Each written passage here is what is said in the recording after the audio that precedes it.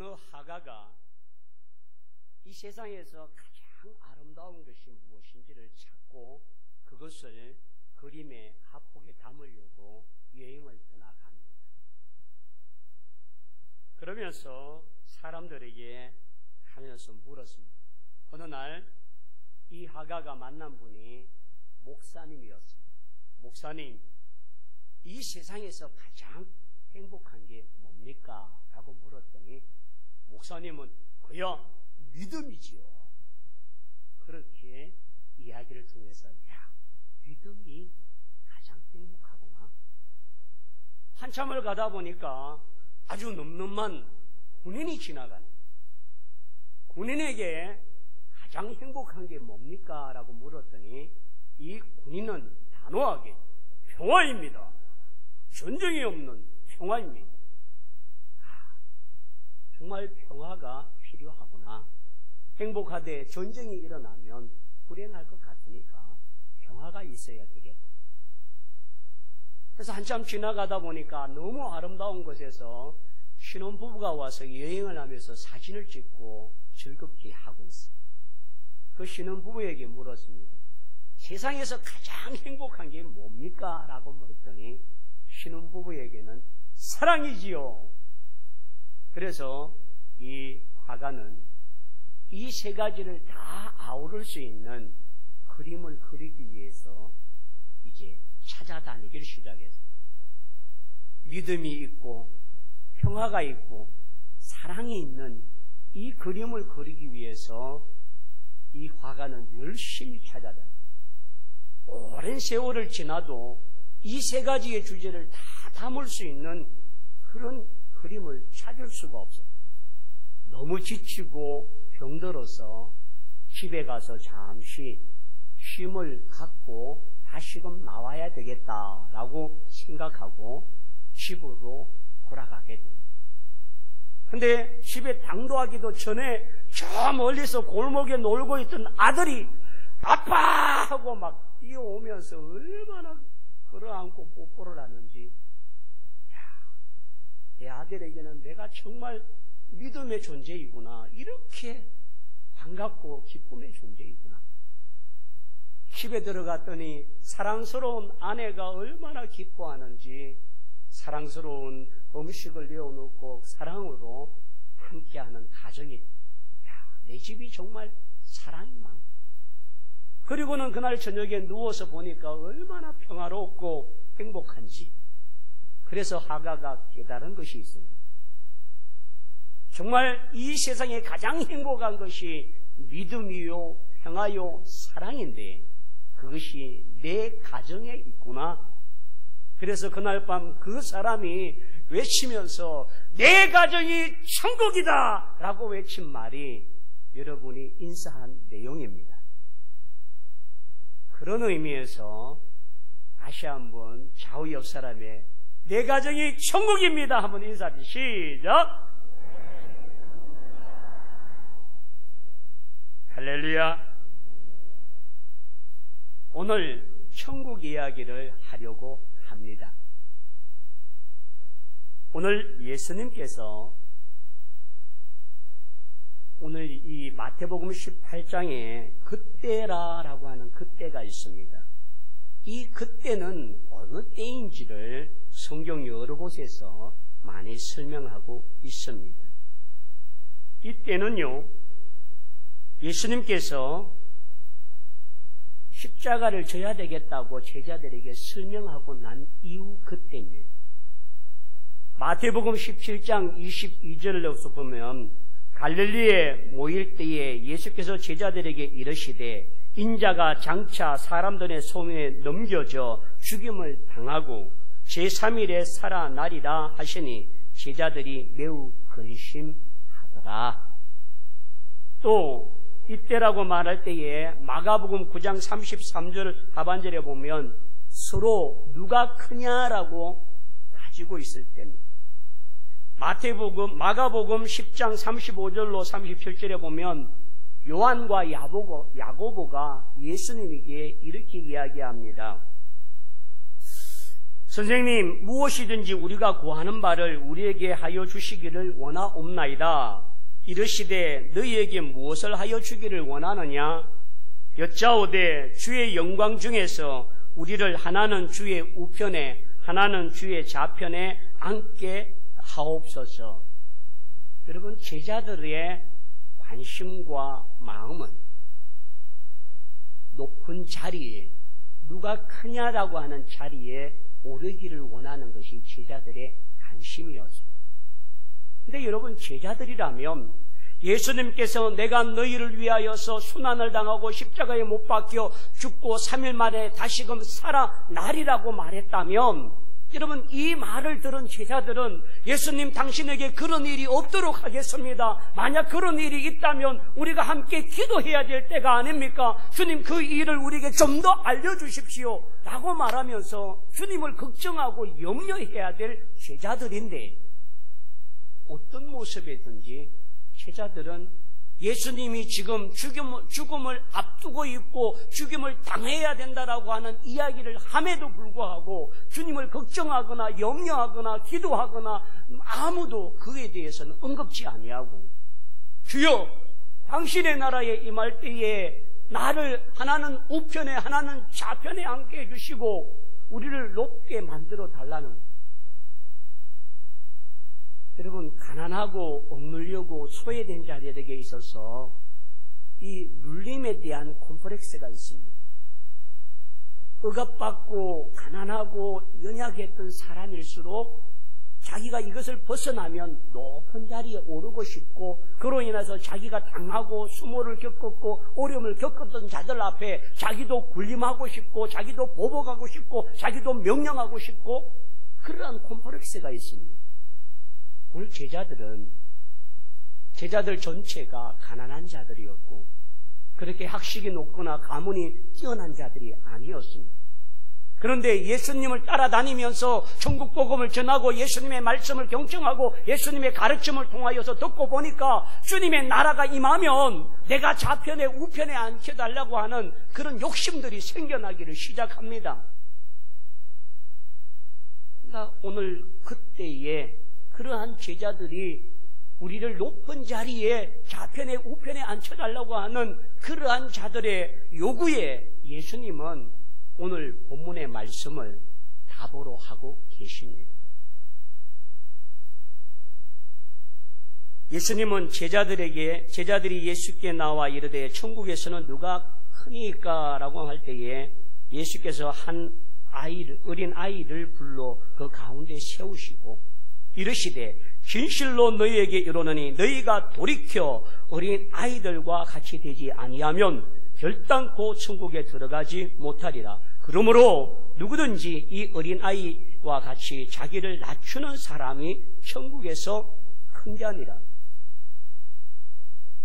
제자들이 원하는 것은 누가 큰 자리에 있고 어떤 사람이 큰 자리에 오르고 내가 그 자리에 오르겠다고 하는 욕심으로 큰 자리를 이야기하는데, 주님은 낮아져야 된다고 말하고 낮추는 자가 큰 자라고 말하는 이 역설적인 내용들이 바로 오늘 주님의 가르침입니다.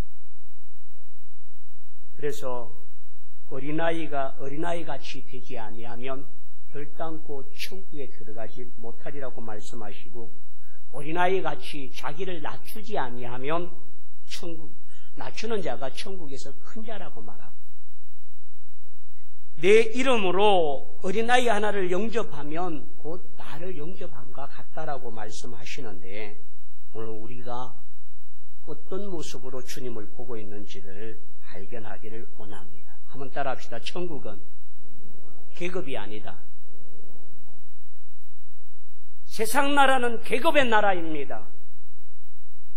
로마의 황제가 있고 분봉왕 헤롯 왕이 있고 또 그로 인하여서 군대들이 있고 그 명령권에 의해서 움직여질 때에 그 권력들은 대단했고 그 권력의 앞에서는 사람들이 모두 다 굴복하고 굴복할 수밖에 없는 연약성을 갖고 있습니다. 제자들이 주님의 나라를 꿈꾸고 주님과 함께 동행하며 주님의 나라가 임하면 우리도 계급을 달라고, 우리도 당신과 함께 고난을 하고 동국동락을 한 우리에게도 높은 자리를 허락하셔서 계급으로 사람들 앞에 높임을 받고 존경을 받고 군림할 수 있도록 만들어 달라고 하는 것이 제자들의 요구였습니다. 그러나 주님의 나라는 계급의 나라가 아니라 질서의 나라인 줄 믿습니다. 질서라고 하는 것은 계급이 아닌 것입니다. 아버지와 아들은 계급이 아닙니다. 가정의 질서이고 그것이 위계입니다. 계급이 되어지면 명령합니다.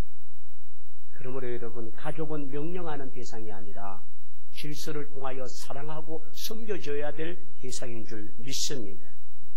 오늘 그래서 교회 안에도 계급이 아니라 질서가 있습니다. 영적 질서가 있습니다. 가정에도 영적 질서가 있어야만 합니다.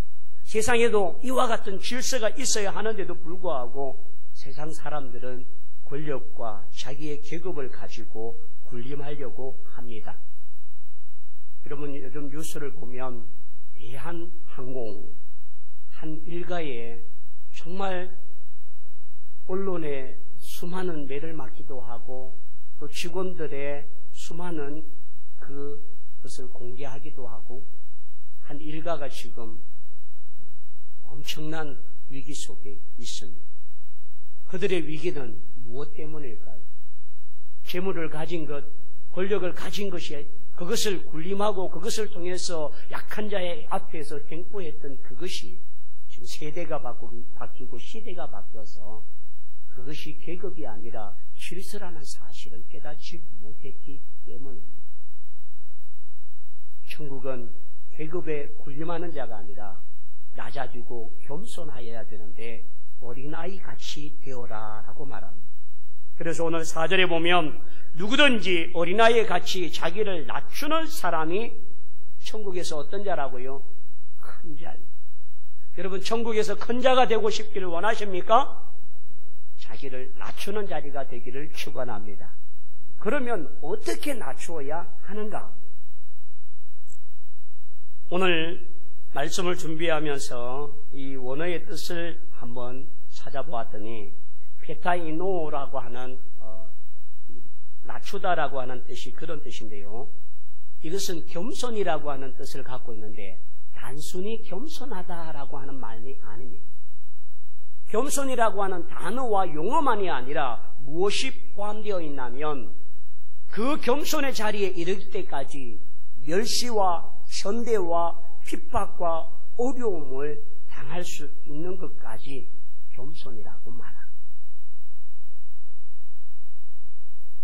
여러분, 가난하고 소외된 자들이 이 당시에 정말 얼마나 많은 학대와 고난과 역경을 겪었는지 이루 헤아릴 수가 없습니다.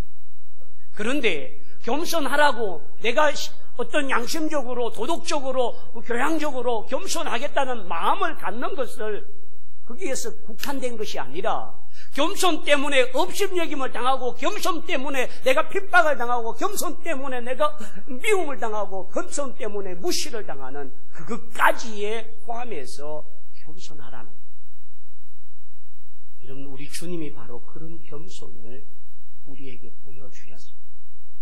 신배품을 받으시고 얼굴에 가지를 맞으시고 온몸에 채찍을 맞으시고 조롱을 당하시고 멸치를 받으셨던 우리 주님의 그 모든 것은 하늘 보좌를 버리시고 종의 형체를 가지고 낮아지신 그 주님이기에 그렇게 담당하신 줄 믿습니다. 오늘 여러분, 사람들은 누가 크냐, 누가 군림하냐, 누가 더 높은 자리에 오르냐라고 하는 그 관심의 주도가 되어 있지만 오늘 주님은 우리가 겸손하되 겸손을 통하여 환난을 당하고 겸손을 통하여 무시를 당하고 겸손을 당하여 짓밟히고 겸손을 당하여 박해를 받음에도 불구하고 그 겸손을 잃지 말라고 하는 이 말에 동의하십니까? 여러분, 우리는 그런 의미에서 낮아짐에 대한 겸손을 갖는 자가 되기를 축원합니다. 여러 사람들이 있는데 아이 하나가 있으면 그 아이는 신부름꾼이 됩니다. 여기서 유대 사회에서 가장 작은 자 어린 아이는 어른의 가장 발을 씻겨야 되는 그런 종의 모습이라는 거예요. 예수님 당시의 어린아이는 존경받거나 존대받거나 사랑받는 존재가 아니라 무시당하고 사람의 술자에 들어가지 아니하고 아이들은 가라라고 하는 모습을 발견합니다. 그런데 오늘 우리 주님은 어린아이처럼 오늘 이와 같이 우리가 자기를 낮추는 자, 자기를 겸손하게 낮추는 자가 그것이 주님 앞에 큰 자가 된다는 사실을 우리에게 보여주므로 세상에 높아지고자 하는, 세상에 계급을 가지려고 하는 자들을 어리석음을 깨닫게 하시고 보여주셨다는 사실을 말씀하고 있습니다. 세상은요, 고난당하고 환난당하고 어려움을 겪는 자들의 소리를 외면할 때가 참 많습니다. 그러나 우리 주님은 그들의 소리에 귀를 기울이시고 그들과 함께 하시는 은혜가 있는 줄 믿습니다.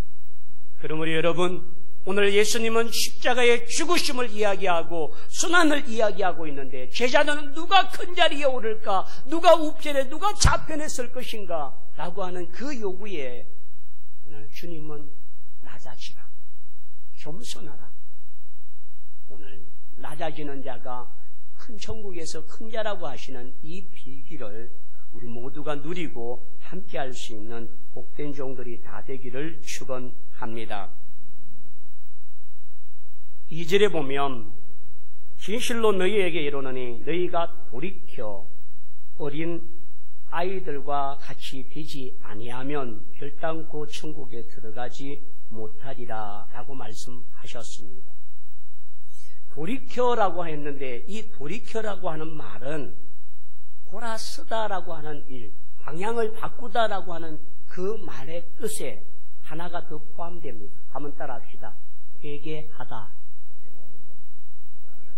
방향만 바꾸는 것이 아니라 내가 잘못하고 내가 하나님 앞에 범죄한 것에 대하여 철저히 회개하고 돌이켜서 죄를 멀리하는 자가 주님께 돌이키는 자라고 말씀하십니다.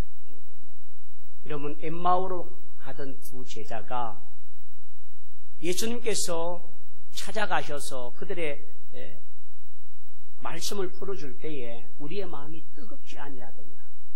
그리고는 고향으로 돌아가던 엠마오로 향했던 두 제자가 돌아서서 예루살렘으로 돌아와서 다시금 순교자의 길을 걸어갔다고 말합니다.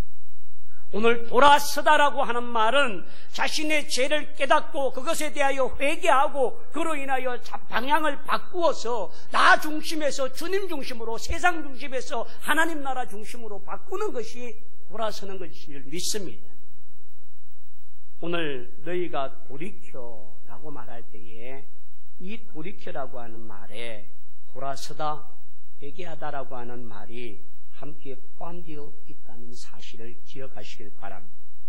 그리고 이 돌이켜라고 하는 말 속에는 스스로 돌이킨다라고 하는, 스스로 깨달아지고 스스로 그것에 대하여 자복하고 그것에 대하여 통회하고 회개하는 회개의 영이 들어갈 때에 진정한 회개가 그에게 일어난다고 말하고 있습니다.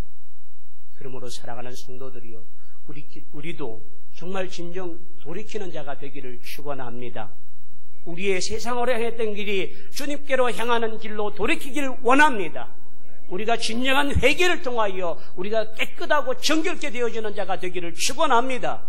우리 스스로가 그것을 통하여 깨달아지고 행하심으로 성숙된 믿음의 성도가 되기를 축원합니다. 그러므로 여러분, 우리의 마음이 변하지 아니하면 행동이 절대로 변할 수가 없습니다. 진정한 회개는 통회하고 자복한 것으로 끝난 것이 아니라 그의 마음, 그의 삶, 그의 행동이 변하는 것인 줄 믿습니다. 오늘 돌이켜 높아지려고 하는 자들아, 돌이켜 낮아지라, 깨달으라, 겸손하라, 스스로 그것을 알라라고 말하시면서 주님께서는 어린아이가 같이 되지 아니하면 결단코 천국에 들어가지 못하리라 라고 말해요. 그러면 신학자들은 어린아이라고 하는 이 단어에 어떤 표현을 했을까? 칼빈은요, 단순성을 의미한다. 클라크라고 하는 신학자는 겸손과 단순성과 잘 받아들이는 마음을 의미한다. 벤켈이라고 하는 신학자는 겸손과 단순과 가르치기 쉬운 점이라 그렇게 이야기를 합니다. 그렇다면 여러분, 어린아이의 특성을 우리가 잘 알아야, 우리가 어린아이를 잘 알고 있지만 오늘 제가 특성을 설명할 때에 잘 들으시고 우리가 주님 앞에 그런 모습을 갖기를 축원합니다. 한번 따라합시다. 어린아이는 솔직하다. 좋다 싫다를 금방 표현합니다. 아이들의 그 좋다 싫다, 금방 울다가도 사탕 하나 주면 웃음을 가장 머금고 바뀌어지는 아이들에는 꾸며지지 아니하고 늘 자기의 마음속에 있는 그대로를 잘 표현합니다. 아이들이 뭘 이렇게 하면 저 사람이 나를 어떻게 되게 계산하지 않습니다. 또한 아이들은 안아주고 먹여주고 놀아주면 그저 좋아합니다. 제가 전에 한번 말씀을 드렸지요. 아버지 학교 수료식에 우리 이성철 집사님, 김진아 집사님 아이 효원이를 제가 2시간 동안 봐야 되는데 이 아이를 어떻게 하면 안 울고 2시간 동안 엄마 아빠가 수료하는데 방해가 안 되도록 잘 보살펴야 하나. 근데 얼굴을 맞대고 이렇게 손을 내미니까 고개를 탁 돌리는 거예요. 그래도 들고 밖으로 나와서 효원이의 관심을 다른 과자에 집중시켰어요. 했더니 금방 찌그렸던 얼굴이 활짝 펴지면서 과자를 먹여주고 지도 먹고 한참 했는데 그놈이 한참 있다 방구를 뻥 끼더라고요. 그래서 제가 붕 했더니 이놈이 얼마나 짜르륵짜르륵 웃는지 저도 한참 웃었습니다. 지도 웃고 나도 웃고.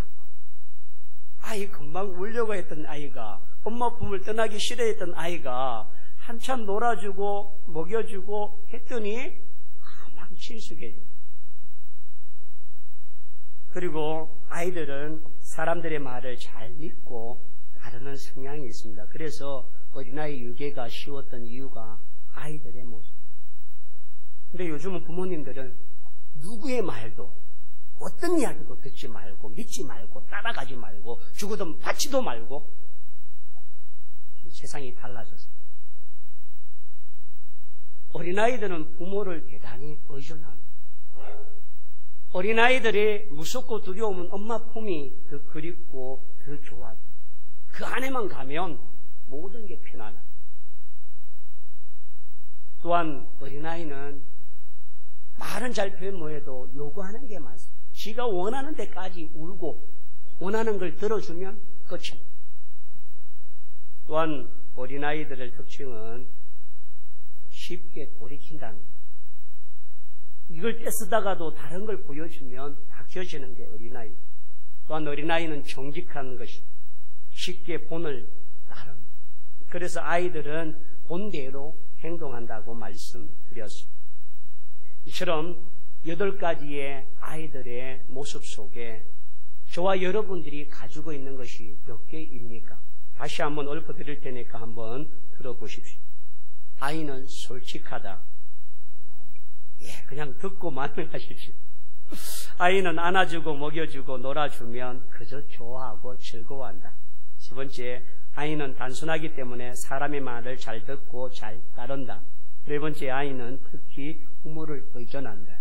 5번째, 요구가 많다. 6번째, 어린아이의 특성 중 하나는 쉽게 돌이킨다. 7번째, 정직하다. 8번째, 쉽게 본을 따른다. 여러분, 이 8가지 물음에 몇 개나 나는 예스라고 답할 수 있습니다. 어린아이의 특성이 8가지 다가 아니겠지만 오늘 신학자들이 이야기하는 이 8가지 속에 우리가 반을 넘지 못한다면 우리 마음에 어린아이 같은 마음이 없다는 거예요.